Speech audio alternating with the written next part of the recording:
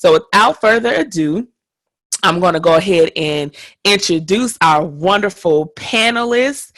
We have Charles McGregor. He is the founder of Game Tribe.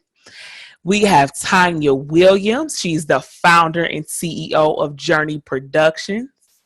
And we have Evelina Rozzaro. Excuse me if I pronounced that wrong. Correct me. And she is a corporate analysis with JP Morgan and Chase. So if all of the panelists can, hey everybody, how y'all doing? So we're going to go through 5 questions. Some questions are tailored for specific panelists, but I'll say if it is, and you guys have 3 minutes to answer them. All right, look at y'all. Hey, y'all. Hey, Hello. y'all. I'm excited. All right, let's get started. So this first question is for all 3 of you. So tell us your name and how you got interested in your professional career. And Charles, you can go first. All I'll right. just go according to the order of my screen.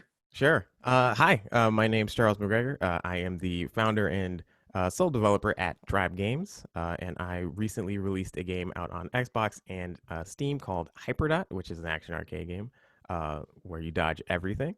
And then to answer the question, I guess the way that I got into like game development and things is actually through my dad.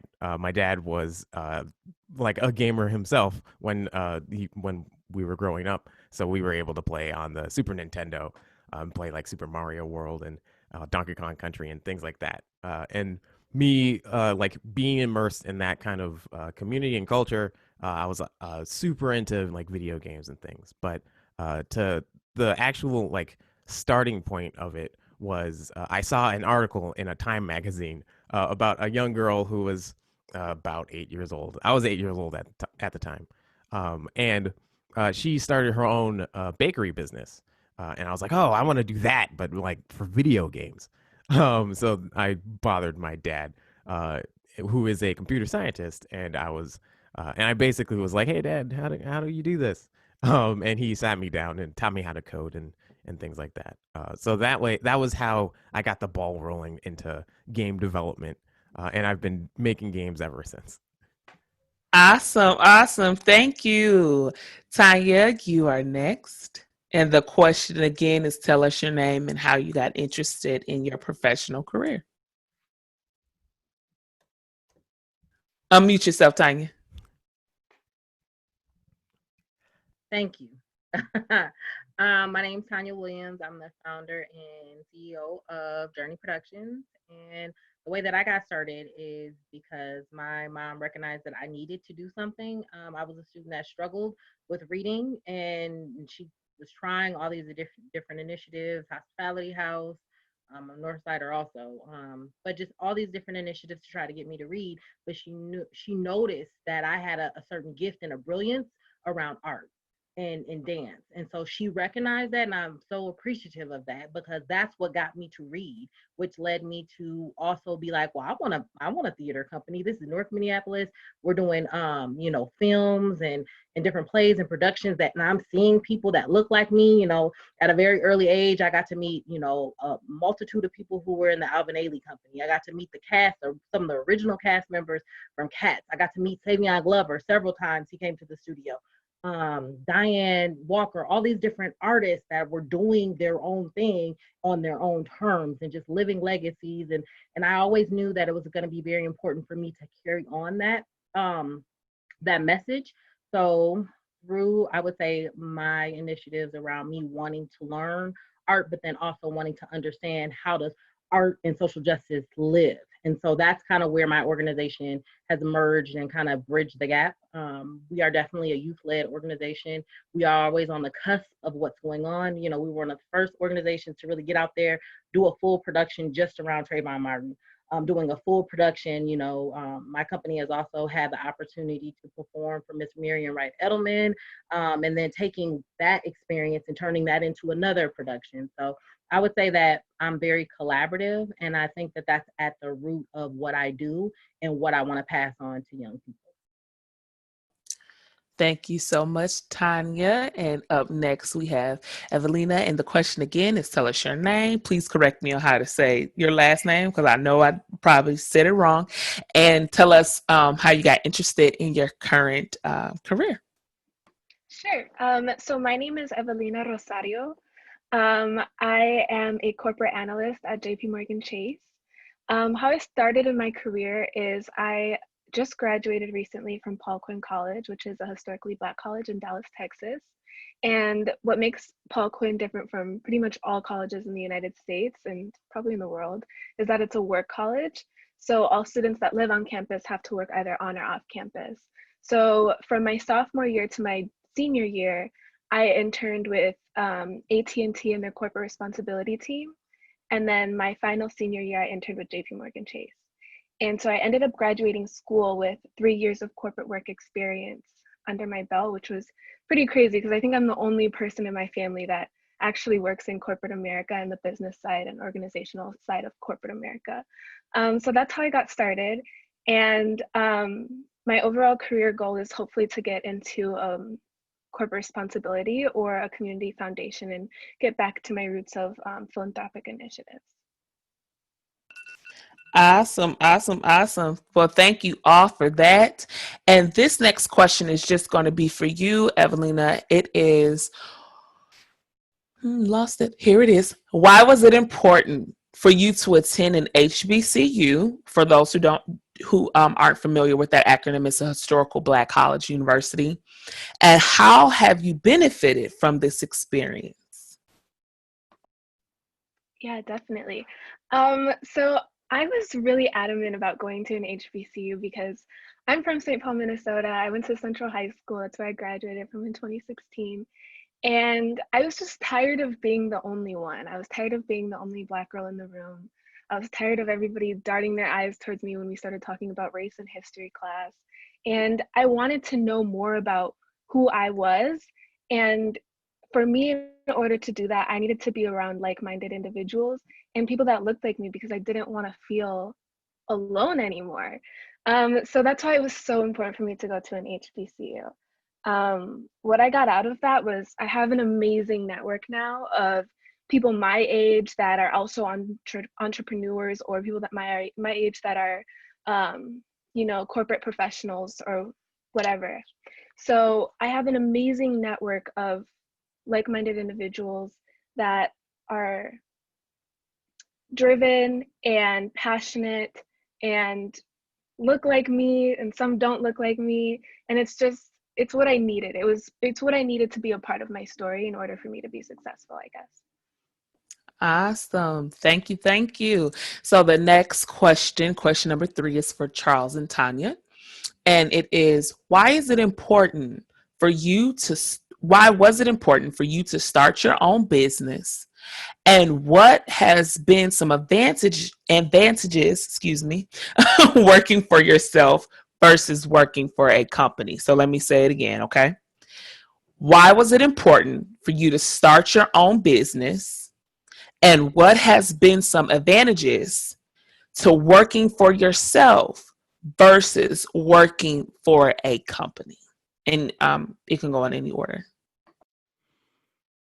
I can go first. One of the reasons why I started my own business was for that very reason, was to have it so that I could work for myself and I was able to fulfill like ideas and things that I wanted to work on. I love working on a wide variety of like game development topics. So I love doing the programming, I love doing art, I love doing music.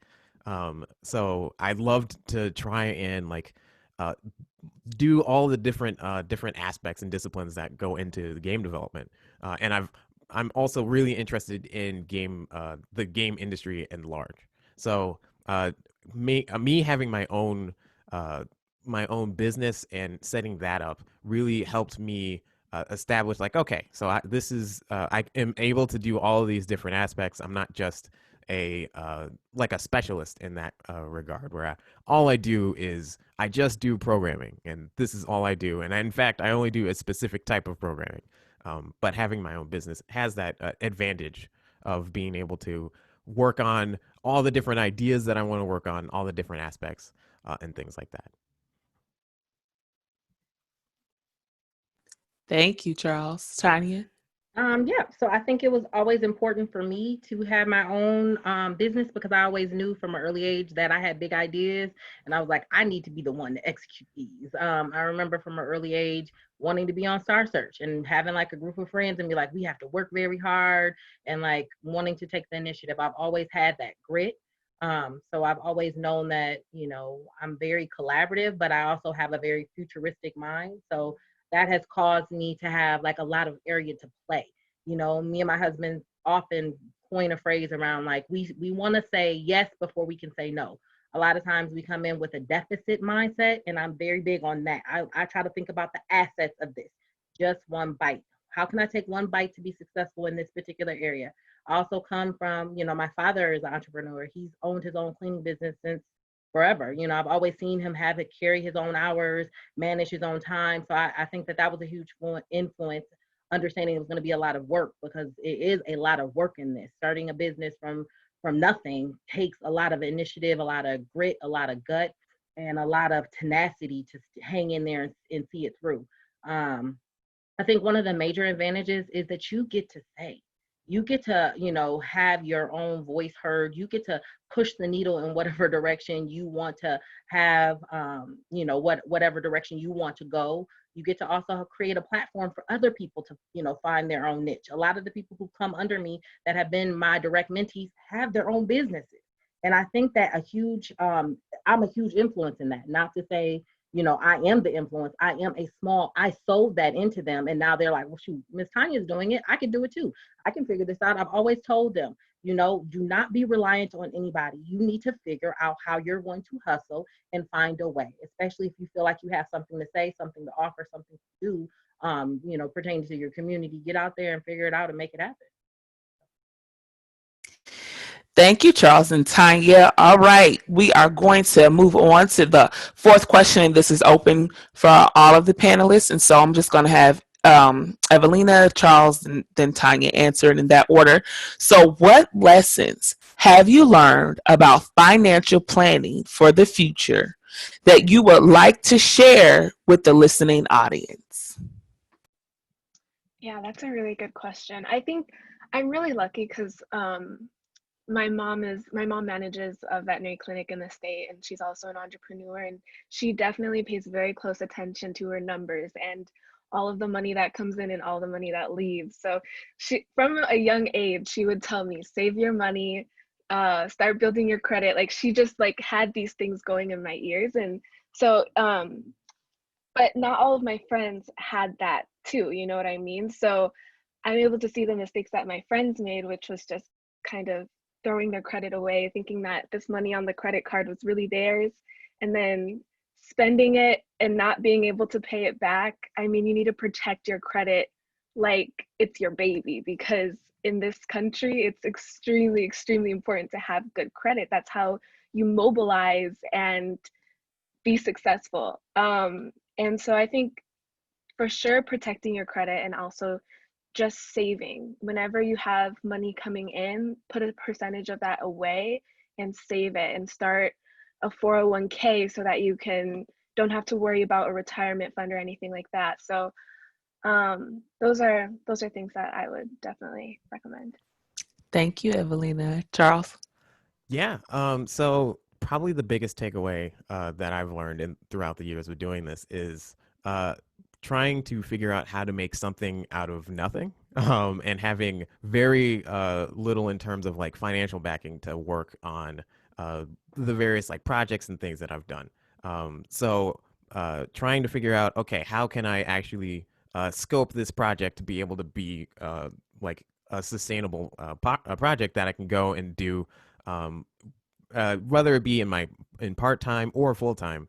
How do I like manage my money in that regard? Having it so that you are able to make it so that you're in a position where you're able to work on said project, or you pare down the scope of whatever project, and having that in the back of your mind. That kind of stuff is something that is super valuable. Just trying to figure out, okay, I want to make the biggest thing. I want to do the biggest thing. I want to do all these things. But you have to start being like, okay, I got to be realistic. I have to figure out what is it that I actually, what is it that I can do? What are really important aspects of the things that I'm actually trying to accomplish? And then pare that down so that you're laser focused, and then you utilize all your energy and talents towards that one thing, rather than try and make the huge thing that's not gonna work out because you probably overscoped. Thank you, Charles. Tanya. Yeah, so for financial planning, I definitely came from a family that did not speak to this a lot. But I know that it's very important. It's just so funny the juxtaposition between myself and my husband. He came from a family, both engineers, both, in very high profile positions now, that was a conversation that they had a lot. So I think that one thing that I would definitely advise people, have a conversation, include your young people in that. When we have our weekly budget meeting, we treat our household like it's a company. My daughter's often there because I need for her to get an understanding of how does money work. What does money mapping look like? We are in the process where we are investors. We do often home hack, a term I didn't know about, but now have learned about. I wish I would have known about it sooner, which is when you live in a property, and then you rent out a side, or you live in the property, you improve that said property, and then you move on to the next property.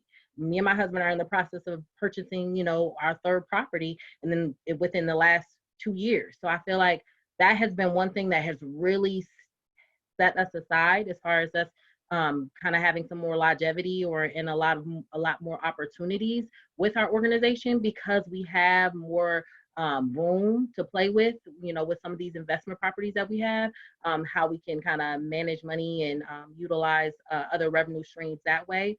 Having multiple revenue streams is crucial. I wish somebody would have told me that, don't just be reliant on one. Savings is another thing, making it a point to figure out how are you going to save? What are some of your goals? What's important to you? How can you figure out how to money map so that your money can stretch long, beyond you? So you're in a predicament when you're, about to go on to the next phase, into the ancestral phase, and you're like, where am I going to do with all this money? Where am I going to navigate all this money? I don't have that problem, but I hope to have that problem. So figuring out what your goals are and shooting high. Awesome. Thank you all for those answers. And this is the final question. It's the fifth question. And it is, what advice would you give to students who are interested in seeking out similar career aspirations that have allowed you to be successful? So again, I'll repeat it. So what advice would you give to students who are interested in seeking out similar career aspirations that have allowed you to be successful? And we're going to have Evelina, Charles, and then Tanya.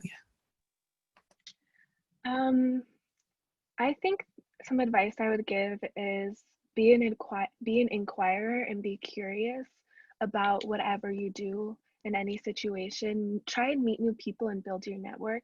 It doesn't matter how young you are. I honestly think that the younger the better, because people are so eager to talk about their experience and talk about their work, and they'll be even more excited if they know that you're a student. It doesn't matter if you're in middle school, high school, college. If you're a student, they want to invest in you. They want to invest their time in you. So reach out to people. You can go on LinkedIn and be like, oh, I want to work at Google one day. You can see everybody that works at Google. You can go into the particular industry that you want to work in. And I mean, everything is at our fingertips right now. So it's easier than ever to build your network. And if you just send them a message, I'm sure they'll reply. If they don't reply, there's somebody else that you can talk to that 100% will reply. So that's definitely some advice I would give, is be curious, ask questions, and try and meet new people. I think that you can't really be in, especially corporate America, and be shy or be quiet, because you'll kind of get lost in the background. It's a big company. It's a big community. So you need to push yourself to be outside of your box. I'm a shy person, but when it comes to work, I kind of just have to put up a front and, show them I'm very curious. I'm very excited to be here. Tell me about your work. Thank you, Charles. I think that uh, really, I think it comes down to it's the age old advice of just go out and do it. It is more especially in this day and age, it's more like applicable because you're able to go on YouTube, you're able to go on Google and just search, oh, how do I do or how do I get into XYZ thing? For me, in like game development, just like yeah, doing a Google or a YouTube search to watch a video on how do I do this thing in inside of this game engine. Things like that are super valuable to just learn and watch tutorials and do that. And doing all of these things will help build your skills and your talents in trying to get into whatever you're trying to do. So that is definitely age old advice, but that is advice that is it is hard to just be like, okay, well, I don't know where to start. I don't know where to like go. I can just search, how do you do this thing? And then there's a ton of results, and I don't know where to look. And I think that is where a lot of like, okay, what is it that you actually want to do? Do you want to do I guess in my case for game development, well, how do you make a game is not all that useful. Like, well, I'm interested in doing art. How do you do game art? Narrow down that search. How do you do? I want to do like concept art. I want to do environment art or something like that. And then just learning the fundamentals and starting to build off of that and completing things and building off of that is super useful in terms of trying to have it so that now you're able to understand and you're able to figure out that scope piece that I was talking about. You're able to understand, okay, so this is a huge project that I've had in my head. This is a huge undertaking that I had in my head because I didn't have the information about that beforehand. So getting that information and narrowing down on what specifically you want to do is extremely, extremely useful, especially in this day and age with all the information that we have. Thank you so much, Charles. Tanya? Yeah, ditto to both other panelists. I think that those were great examples of paths that you should take. I would also just maybe add that the importance of just because you haven't or somebody hasn't done it before doesn't mean you can't, because I think that was sometimes what you run into, like nobody's doing this. How do I figure out how to do this? Often figure out your why. Like figure out what your calling is. I'm very big on calling and why right now. That's my season. Sarita is very familiar with that. She's working with my team on that as well. But just figuring that out. There's always going to be somebody ahead of you that didn't have any answers, didn't know how, didn't know why, didn't know how to figure it out, but they did. They had to forge out the path. You may be the person who's going to have to forge out this terrain that does not exist. The path does not exist. So being courageous in that way and recognizing if that's your calling, you just got to go out there, like Charles said, and make it happen. Collaboration is I feel like very important too. I feel like we're in such an age, where millennials and 21st century, we work together and kind of feed off of each other. Don't be afraid to collaborate with other genres, other people. So they may have something that you need and you may have something that they need, and you guys create something that's incredibly great. So figuring that out too. And mentorship. Don't be afraid to reach up and have somebody, hand you the rope and you reach back and you had somebody else the rope. So I think that that's very important. You can't go forward if you're not willing to give. So I think that that's important too. You all are so amazing. Y'all, I was taking notes. This was amazing. I just got to clap for y'all. Got to clap for yourselves because this is good. This was great. Thank you, Charles, Tanya, and Evelina for your time, for your expertise, for your talent, just for these gems that you just dropped. So we really appreciate you all, and thank you so much. This segment of Sharpening Your Skills and Future Trends in STEM panel discussion has come to a close. Thank you.